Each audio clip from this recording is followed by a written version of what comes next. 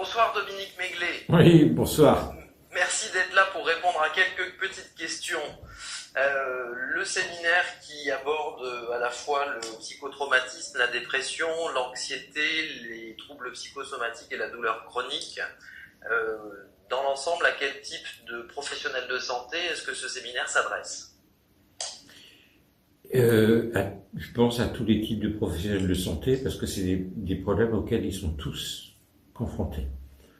Et si c'est aussi varié dans l'intitulé, c'est parce que bien tous les professionnels de santé sont affrontés à tout ça. Alors évidemment, ça fait une grosse masse, on a l'impression que ça fait une grosse masse, qu'il y a toute la pathologie. Oui, c'est vrai, il y a toute la pathologie. Et c'est vrai que ça fait un peu, on pourrait dire, auberge espagnole ou tout ça. Et que ça peut faire un peu, comment dire, un peu gonflé, un peu prétentieux. Mais c'est pas ça. C'est que, quelles que soient les affections classifiées par la médecine, il y a un socle de trois pathologies qui font le lit de tout le reste. Et ce socle, c'est trois choses. C'est l'hystérie, la dépression et le traumatisme. Et après, ça va se répartir. L'hystérie, on n'a plus le droit d'en parler depuis qu'elle a été évacuée des classifications psychiatriques, alors qu'elle se développe d'une manière monstrueuse et qu'elle s'est considérablement aggravée depuis une vingtaine d'années, justement depuis qu'elle a été chassée des classifications psychiatriques. C'est comme si on avait mis on a un microbe anaérobie dans une plaie, on met un pansement dessus, on dit que ça n'existe pas. Et donc, ça se développe. Et l'hystérie se développe et s'est aggravée. Et considérablement, et va se cacher derrière toutes sortes de masques de différentes pathologies, comme par exemple la dépression. Il y a toujours le tiers, le résidu incompressible de dépression résistant à tous les traitements, qui est d'un tiers depuis 30 ans. Bien sûr, parce que là-dedans, il y a beaucoup d'hystérie. Voilà. C'est une des choses, par exemple, une des choses. Deuxièmement, la dépression. La dépression est l'affection la plus grave la plus fréquente et la plus grave qu'on connaisse. C'est un problème de santé publique absolument énorme, puisque la prévalence sur la vie entière de la dépression est aujourd'hui de 20% dans la population générale. Ça veut dire qu'un cinquième de la population risque d'être affecté un jour ou un autre par la dépression, ce qui est énorme. Or, quand on regarde ça à la lumière de l'hypnose, on se rend compte que la dépression est une hypnose négative et que les gens sont pris par une douleur morale et il faut qu'ils les captent, qu'ils captent leur attention et les mettent dans une hypnose négative et il faudra les sortir de cette hypnose négative par de l'hypnose thérapeutique. C'est-à-dire que le traitement de la dépression, c'est hypnose contre hypnose. Et la troisième chose, c'est le traumatisme. Le traumatisme, on a nié pendant beaucoup d'années que les patients étaient traumatisés au profit de la psychanalyse et tout ça. Et on s'est rendu compte qu'en fait, depuis quelques années, qu'il y a beaucoup plus traumatisé que ce qu'on pense, que ce qu'on croit. Et le traumatisme, je suis très sensible au traumatisme parce que j'ai été très longtemps militaire, et les traumatismes de guerre, on en voit beaucoup, on en a vu beaucoup. Et le traumatisme, c'est une hypnose dont on n'arrive pas à sortir. C'est-à-dire que la personne, une fois qu'elle a été traumatisée par un événement grave, elle reste scotchée au traumatisme. Et c'est ça qui fait le traumatisme. C'est ça qui fait que c'est pas une simple épreuve. C'est ça qui fait que c'est pas une simple épreuve et qu'on reste traumatisé là-dedans, qu'on reste scotché à ça dans une hypnose dont on n'arrive pas à sortir. Et l'hypnose thérapeutique, va permettre de sortir de cette histoire en refaisant prendre de l'action sur les images mentales de l'événement pénible. Voilà. Donc c'est un peu les trois piliers finalement qui couvrent l'ensemble de ces différents champs pathologiques. Voilà, c'est ça. Et est-ce que l'hypnose va permettre une prise en charge qui sera différente des prises en charge habituelles que peuvent totalement différente, totalement différente. Et il y a beaucoup de gens qui sont embarqués dans des circuits de soins qui sont absolument pathogènes. On les entretient dans leurs troubles, alors que des traitements simples, par exemple dans le traumatisme, peuvent guérir beaucoup de traumatisés.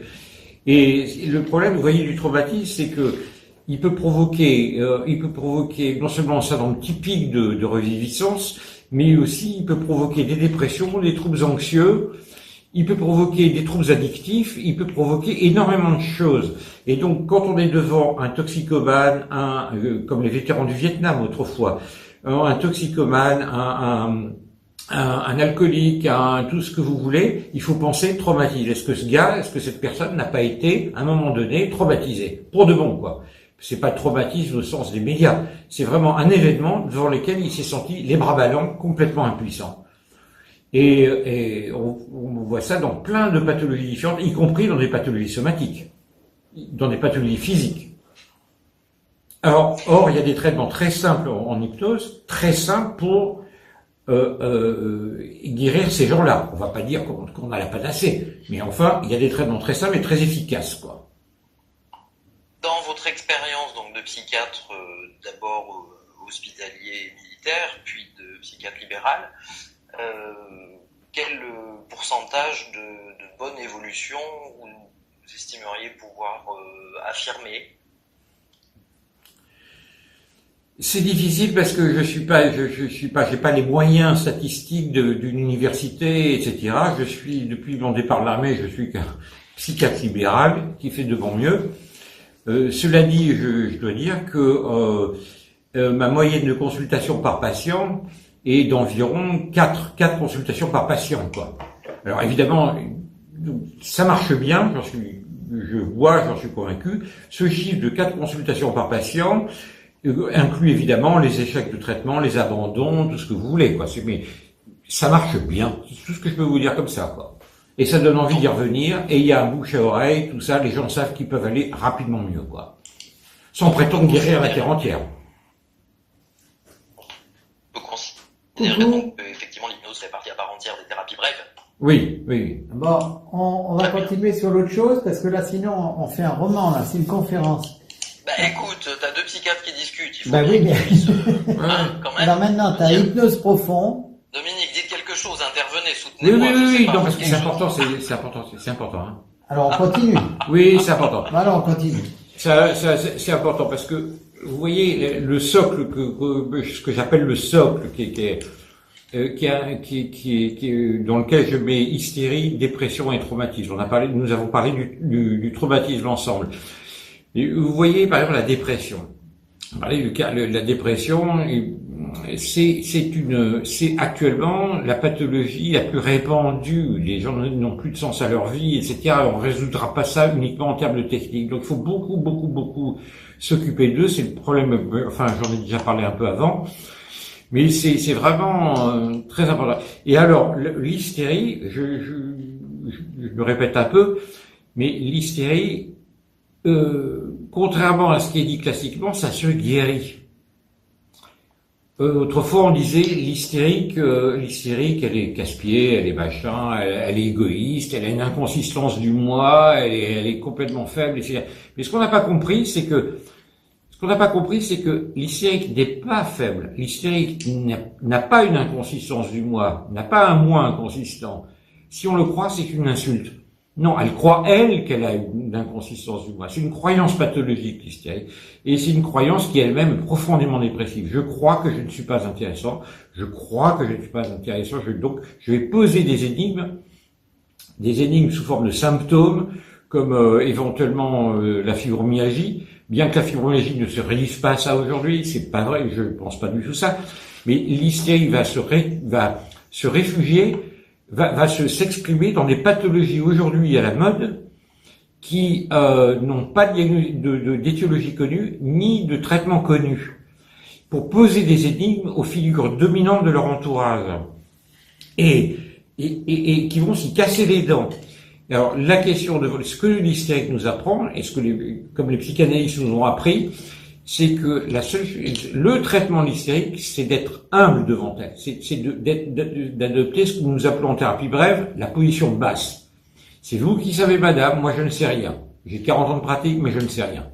Et quand elle entend je ne sais rien, j'ai 40 ans de pratique et je ne sais rien, elle commence à se dire, ce gars-là en face de moi, ce praticien, elle se dit, il est modeste, on peut discuter avec lui. Et ça marche bien. Et l'hystérie guérit. Et ça, c'est jamais dit.